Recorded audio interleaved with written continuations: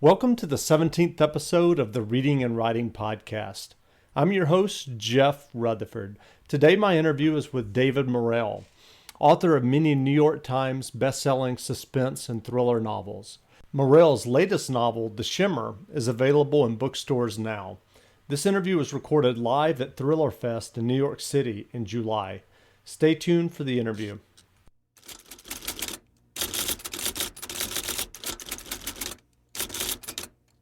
This is Lee Child, and I'm listening to the Reading and Writing Podcast.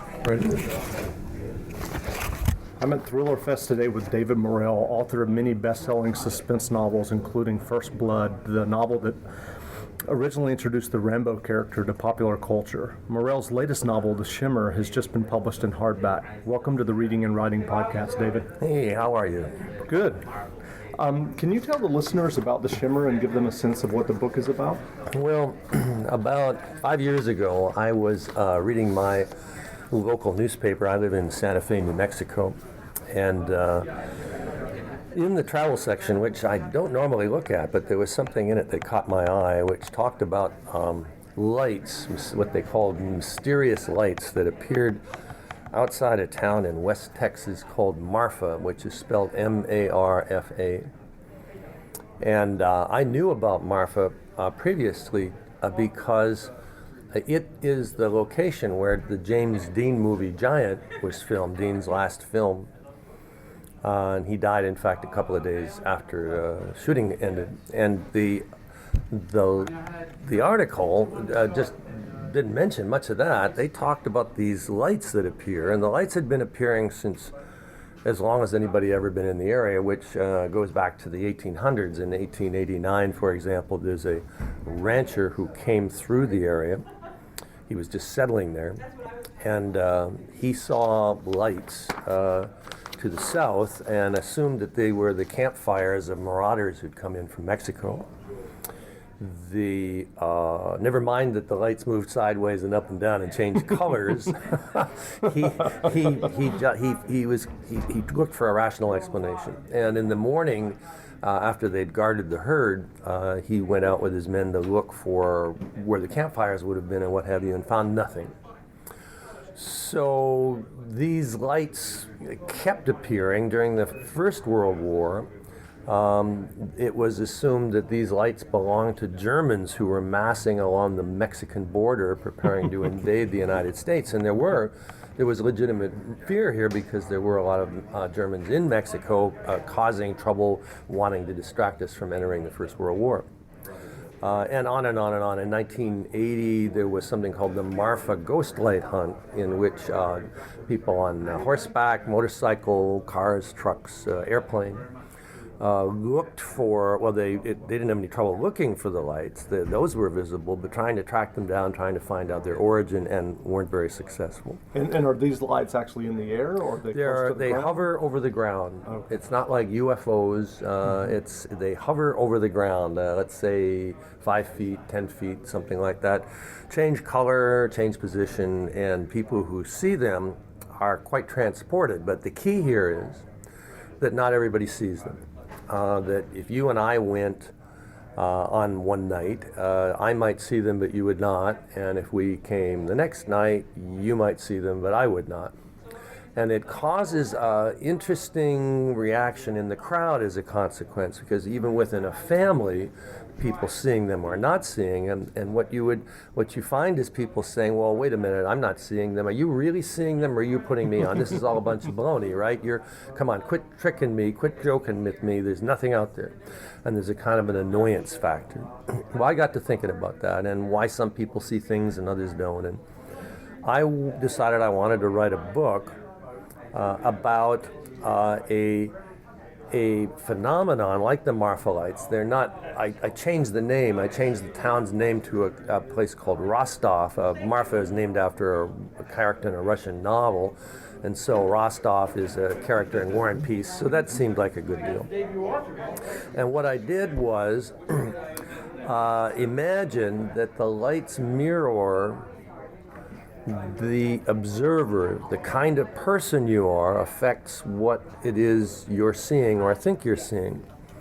so that if you were a hateful person, you would, because of the lights, become more hateful. If you were an angry person, the lights would make you more angry. If you were a person who was extremely lonely and empty, the lights would fill you as if you'd seen God.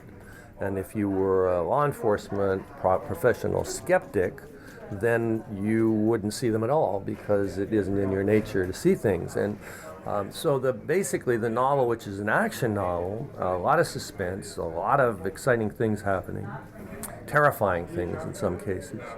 At bottom, though, it has the theme of what we see isn't always what is really there.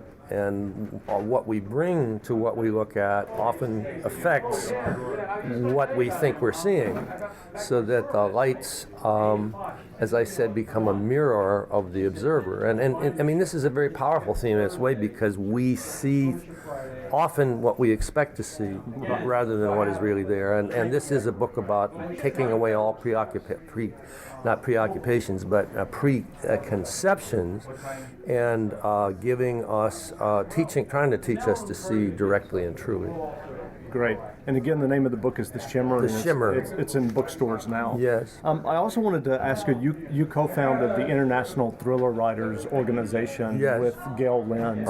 Did you ever expect it to grow as quickly as it has? Well, no, neither as quickly or as big as it is. Gail and I had been part of a conference at the Arizona Biltmore in Phoenix that was put on by Barbara Peters and the Poison Pen bookstore, a well-known bookstore in the country.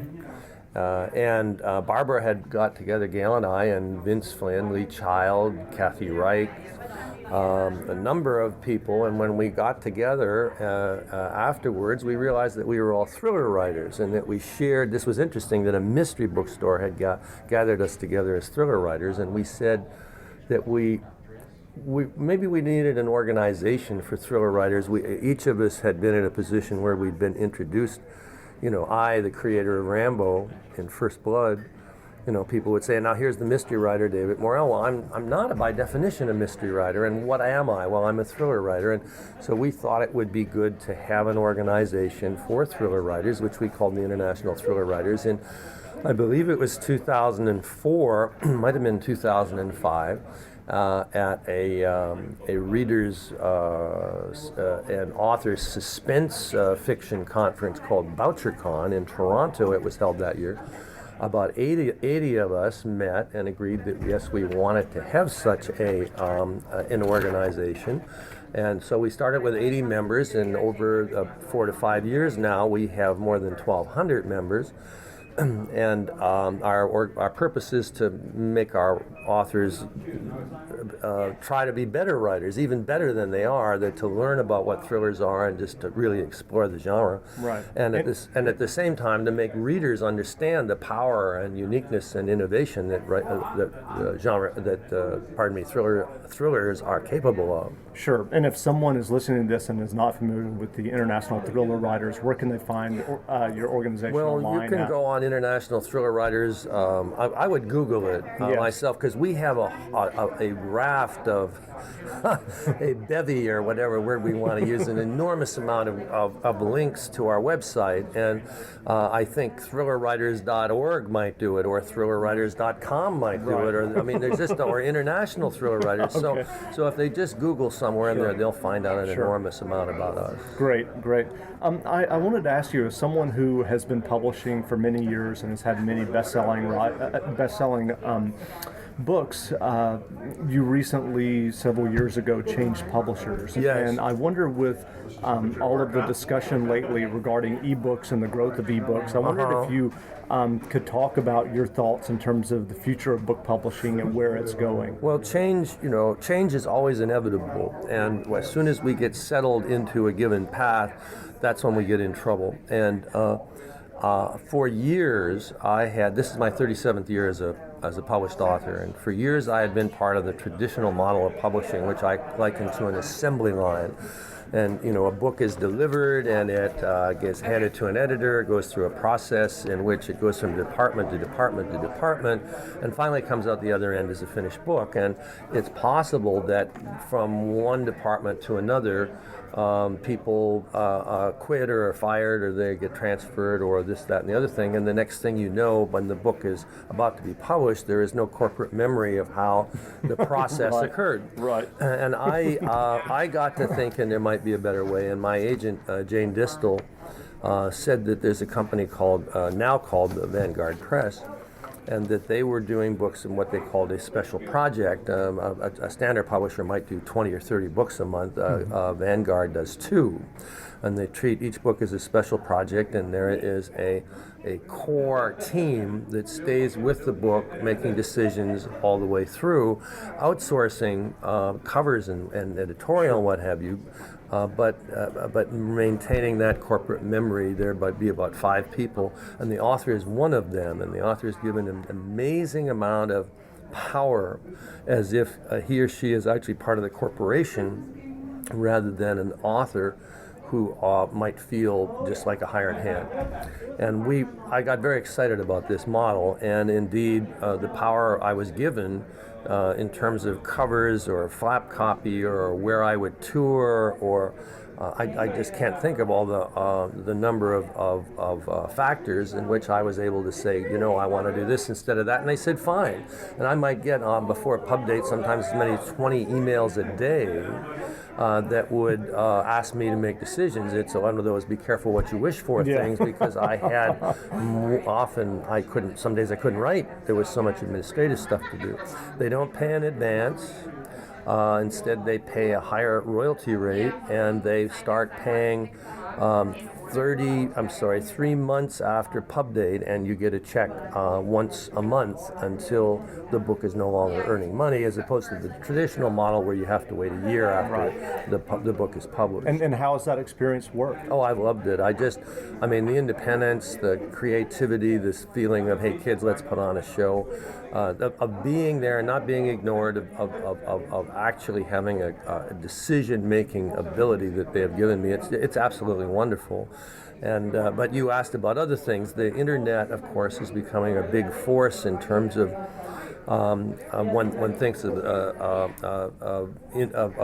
retails online, with Amazon being sort of symbolic of many others, in which you can now download electronic versions of books for Kindle. And I do a lot of traveling for my work on aircraft, and I've seen an enormous amount of Kindles or similar Sony readers.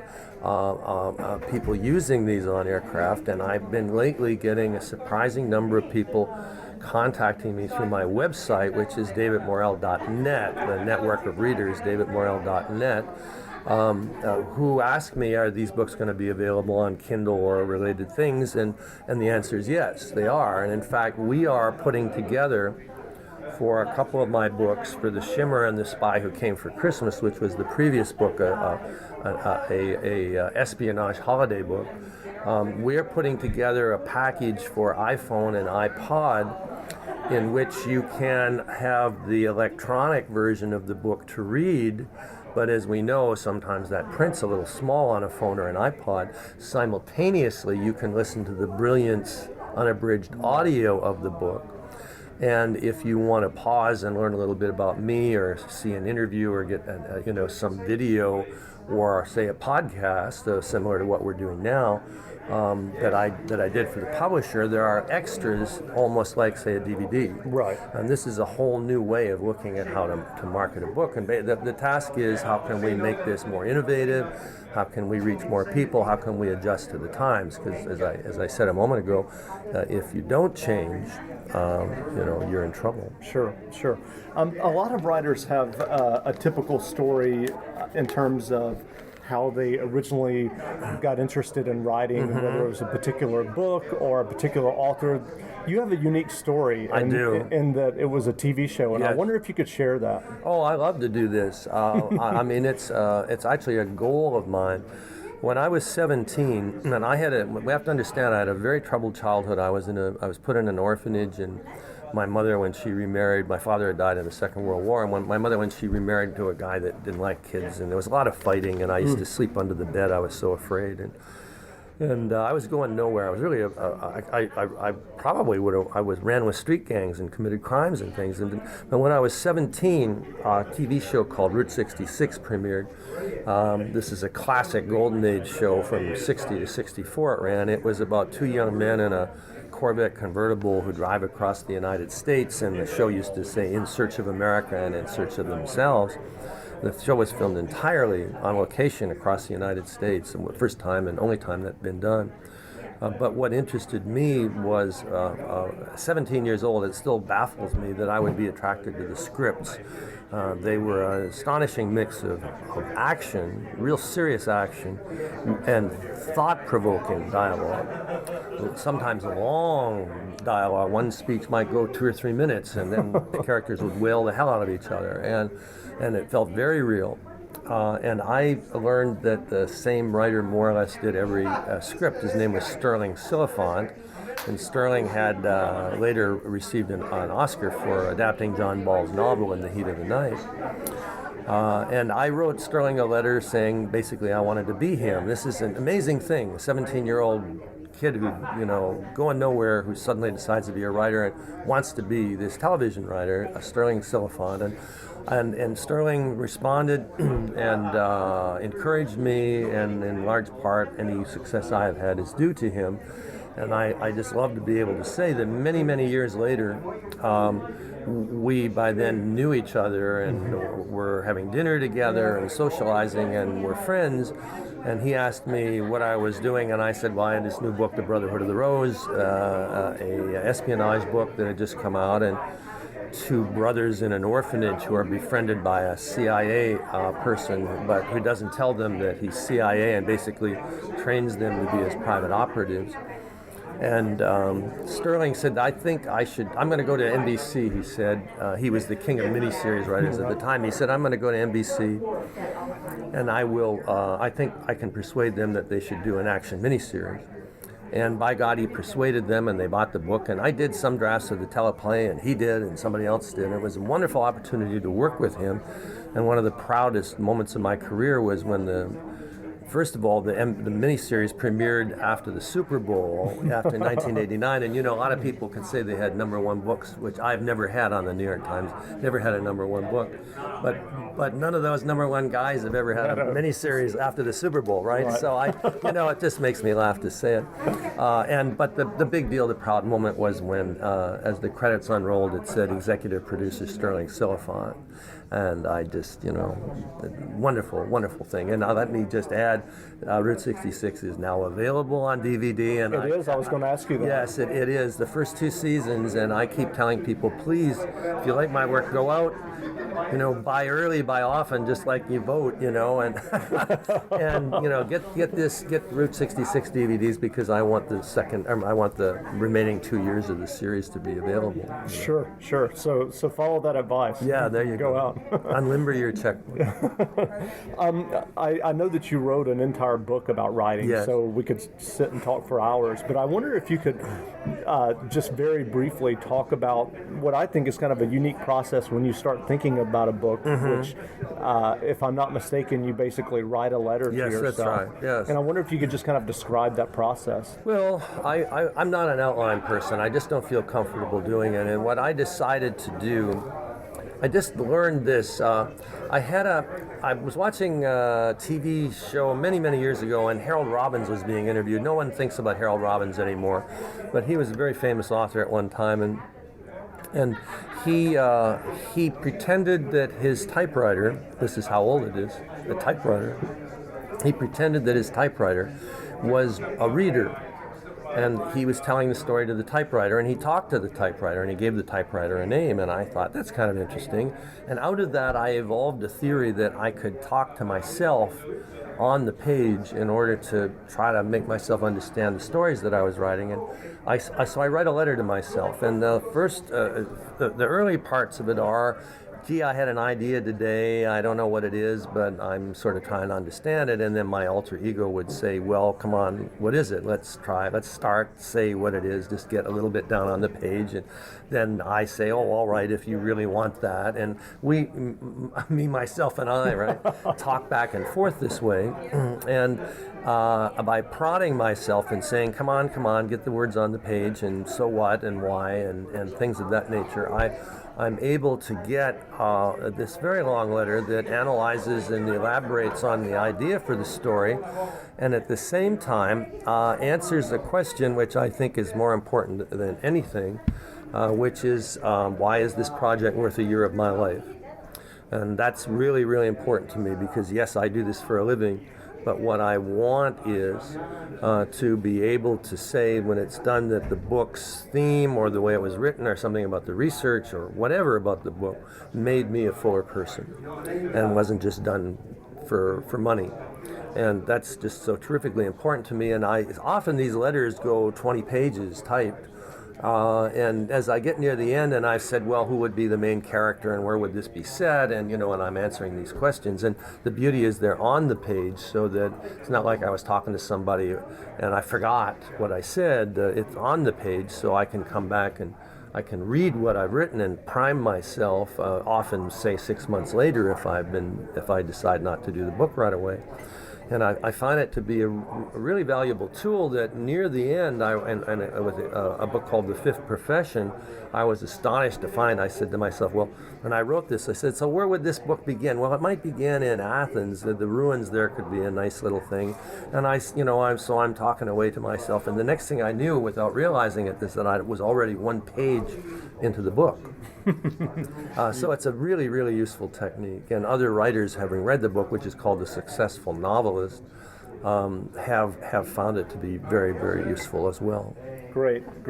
I have one final question. As we mentioned earlier, you wrote the book First Blood, which introduced the Rambo character, which has become an icon somewhat of popular culture. And I should add, if someone has not read First Blood, that they should not mistake the later depictions of Rambo. Right. But I wonder if you could just talk about what the experience is to be channel surfing and see this icon and know that. Well, it is odd. No one can predict that level of influence with a character. When the book First Blood was published in 1982. It had a great reception. It was reviewed everywhere. It was taught in high schools and colleges, and in fact, when Stephen King taught creative writing at the University of Maine, First Blood was one of only 2 textbooks that he used. And then, of course, the movies came out in the 1980s, and indeed a recent one in 2008, the 4th movie. You can't predict this, and certainly you can't predict the success, the way that the character spread around the globe. You can't predict this, and I often joke sometimes, and people think I'm kidding, and it is a joke, but it's also true, that I'm Rambo's father, and that the character grew up, went out of my control, and went in various directions, just as a parent sees a child do. The character has had a lot of positive effect around the world. I know it became a symbol for people who were demonstrating against the Soviet Union when the Soviet Union collapsed, and a lot of people from Eastern Europe see Rambo as kind of the symbol that they followed in order to break free of Soviet domination. And the psychological aspect of it for me is that I could be watching. The other day I was looking down my cable listings to see what was showing, and there's First Blood and Rambo First Blood Part 2 and Rambo 3, and I thought, oh boy, they're having another Rambo festival, which they seem to have every other week. Right. And that for a moment, the character has now become so pervasive in our culture that sometimes, just for a moment, I forget that I created the character, that that it exists apart from me, and then I say, oh, for God's sake, that's my guy. Yeah. Well, great. Well, thanks a lot for taking the time to talk to us. And again, David Morrell's latest novel, The Shimmer, is in bookstores now, and you can find more information online at davidmorrell.net.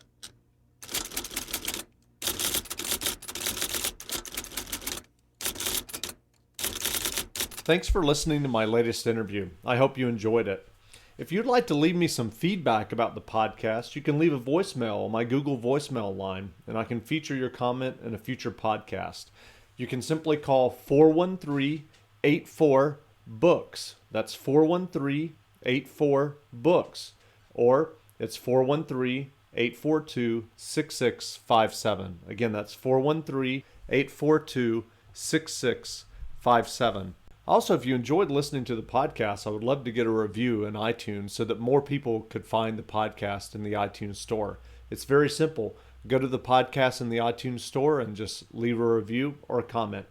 Thanks a lot, and we'll be back soon with another interview with a writer that you enjoy reading. This is David Morrell, and when I'm not working on my latest thriller, I'm listening to the Reading and Writing Podcast. Life needs more Cedar Point, more smiles, more surprises, more screams, more days in the sun and nights on the shore, more oohs and ahs and yums, more moments with your family and friends, more memories you get to share again and again. Life needs more Cedar Point, more than ever. And now you can have more for less. Save up to $25 on tickets when you buy online now, only at cedarpoint.com.